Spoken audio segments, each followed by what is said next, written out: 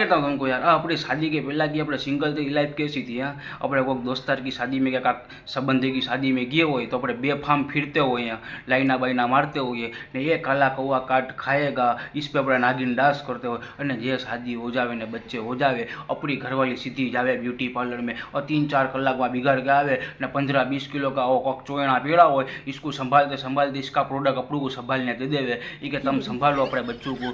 ये बच्चा भी होशियार हो तो आखा दिन माँ को मेकअप बिना का देखता हो नहीं चूने वाटा कड़ा के आई हो तो इसके पास आवे नहीं कि आ कौन आ गई है मैं किसके पाऊँ, तो ये अपने पास ज रहे आखी शादी में न अपने का खूने में उसको बिस्किट खा ने वो रमुकड़े वाले भी अचानक कांसी आ जाते तो अपने 100 रुपये के 150 रुपये के रमुकड़े खर्चा ने इसके बेचारी बंदूक लेकर फिरते हो, ये अपने करने का।